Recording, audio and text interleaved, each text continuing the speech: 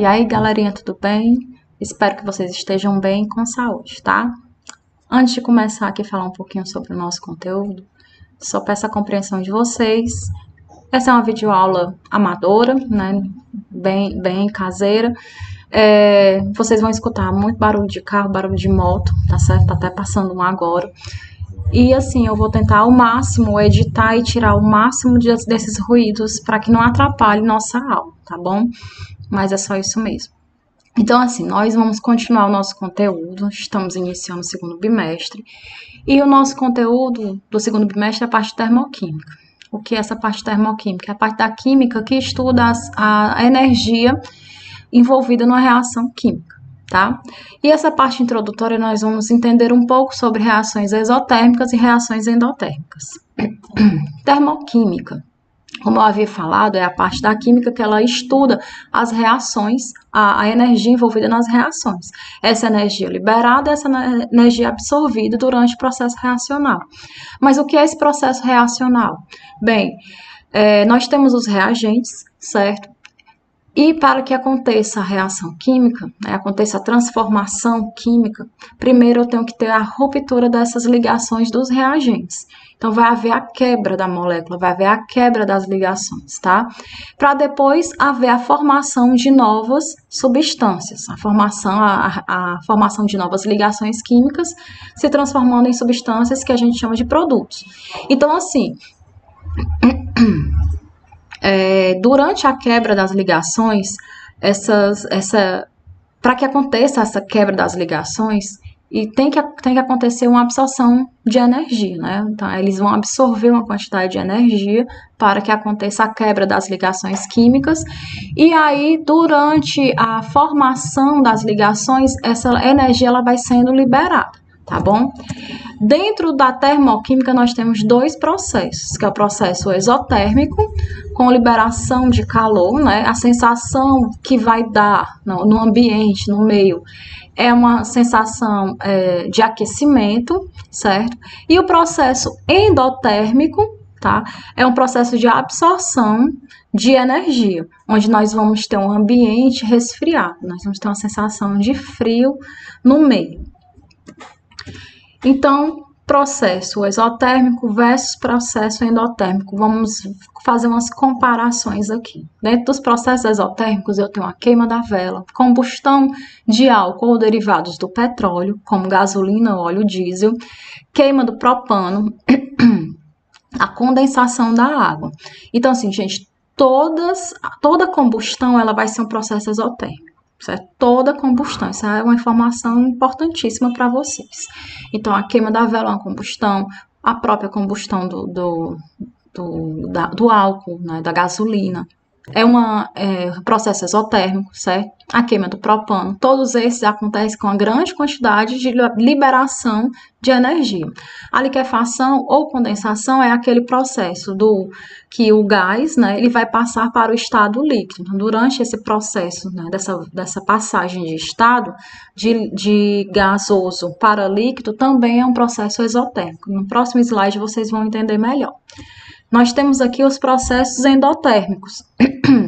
A ebulição da água, certo? Fusão do gelo, a fotossíntese, a bolsa de gelo instantâneo, todos esses são processos endotérmicos que vão acontecer com a absorção de calor.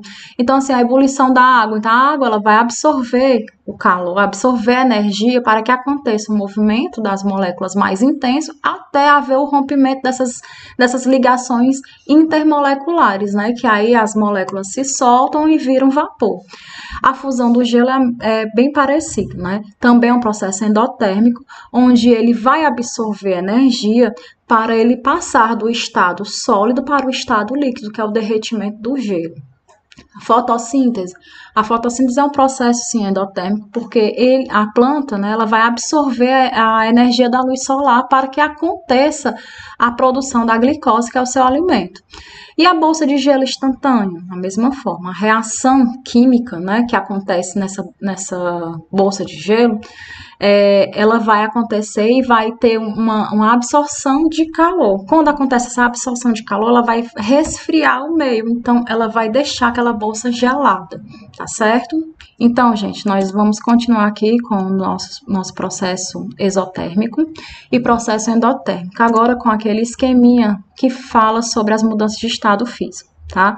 Então, dentro das mudanças de estado físico, nós temos os processos endotérmicos, que são a sublimação, né?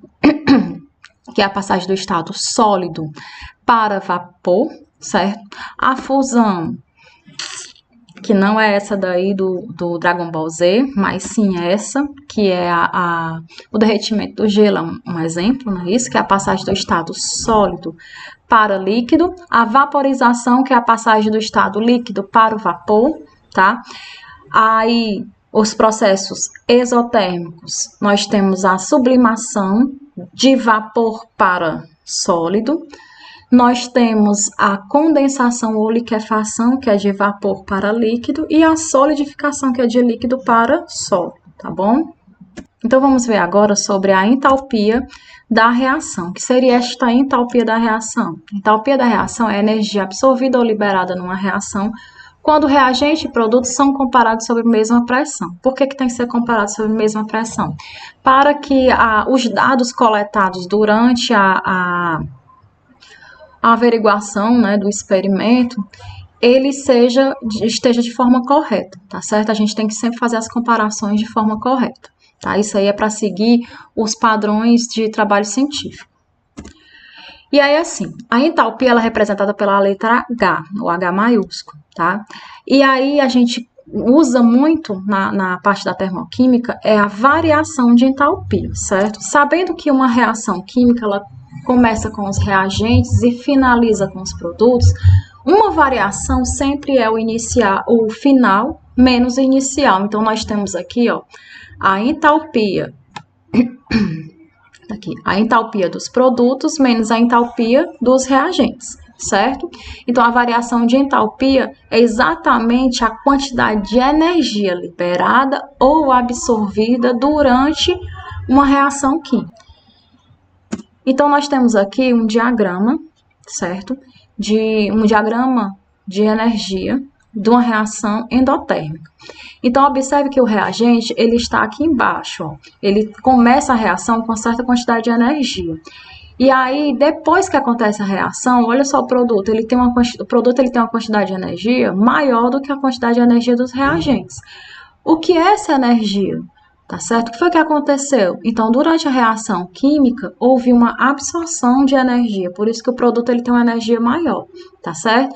Então, se eu chamo de absorção, eu vou chamar de reação, se eu vou ter uma absorção, certo? Eu vou chamar de reação endotérmica.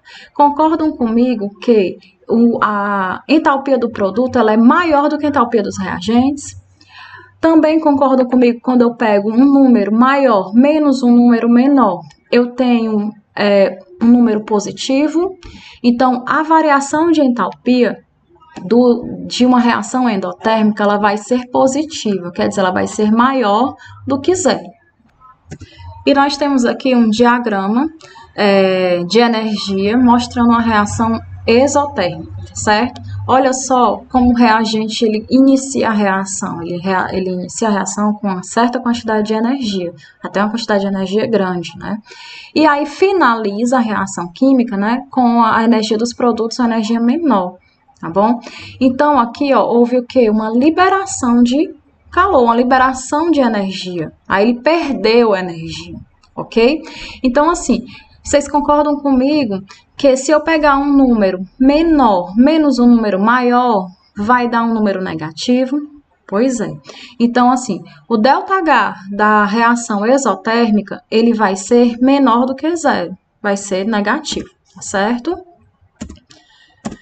Então, aqui nós temos a equação termoquímica e vamos entender um pouquinho sobre como escrever uma equação termoquímica. Primeiro, só para lembrar, equação, ela é a parte escrita da reação química.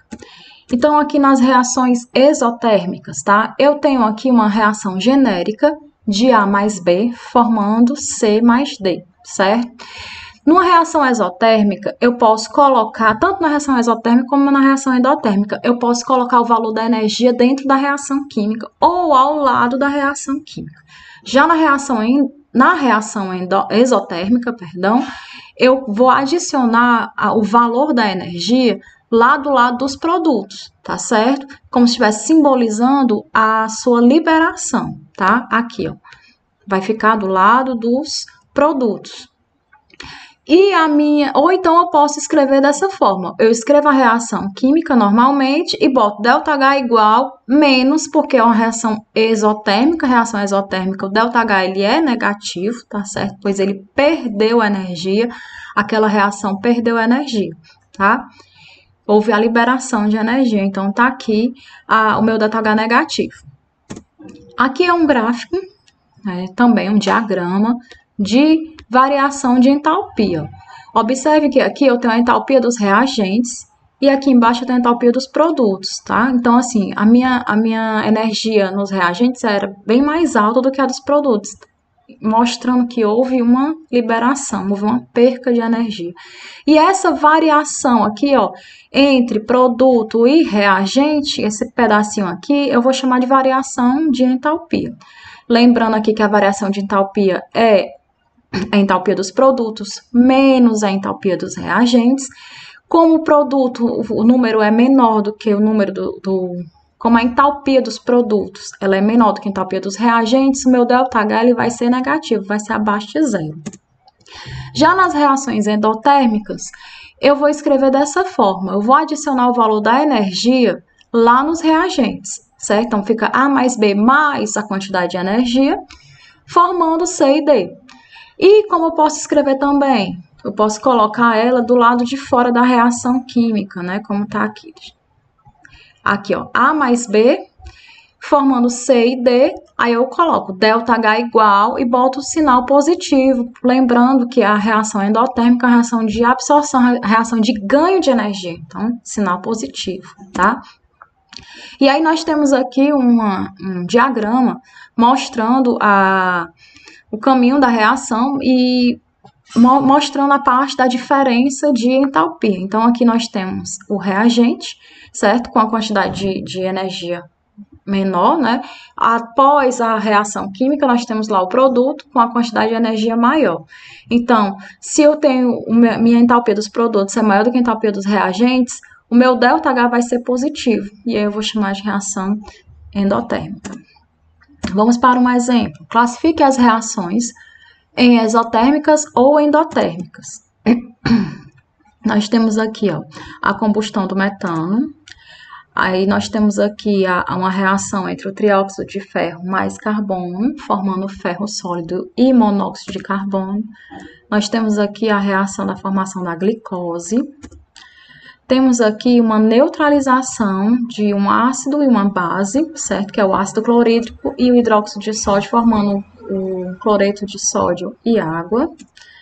Nós temos aqui a formação da água através dos gases hidrogênio e oxigênio. E nós temos aqui a formação do iodeto de hidrogênio, né, também chamado de gás iodídrico, através dos gases hidrogênio e iodo.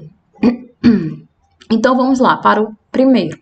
Observe que a minha energia no primeiro, ele vai estar aqui, ó, do lado dos produtos. Se a minha energia está do lado dos produtos, significa que a minha energia foi liberada. Se a energia foi liberada, eu vou chamar de reação exotérmica.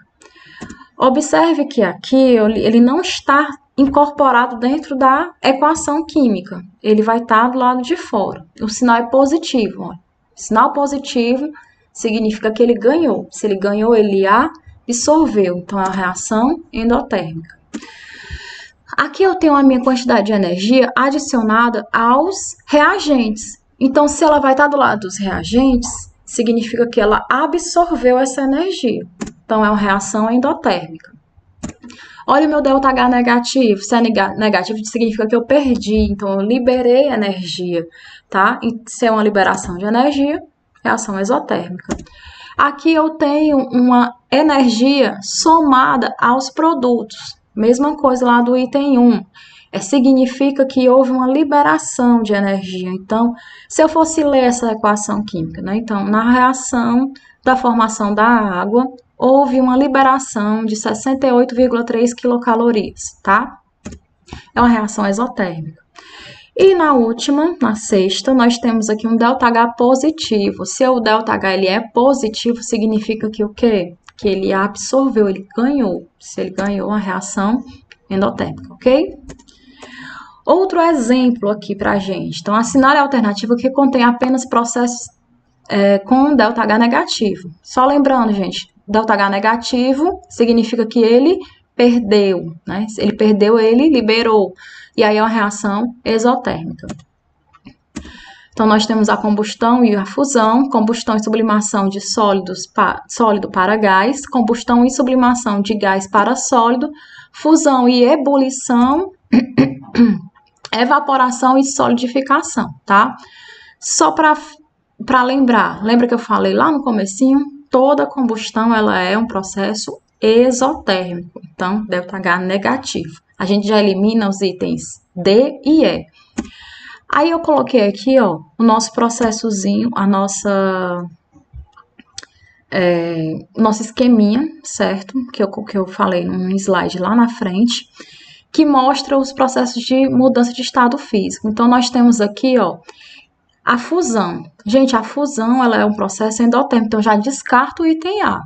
Aí vamos aqui para a sublimação. Sublimação de sólido para gás, que é para vapor, é um processo endotérmico. Então, o item B também é descartado, só sobrou o item C, que é a sublimação de gás para sólido, ela é sim um processo exotérmico com ΔH negativo. Então, o item correto é o item C, ok? E é isso aí, gente. Eu espero que tenha suprido algumas dúvidas. Qualquer coisa pode falar comigo lá pelo Google Class, tá certo? Para aqueles que se souberem o meu WhatsApp também, pode conversar comigo por lá, tá bom? Um beijo e até a próxima aula. Tudo de bom.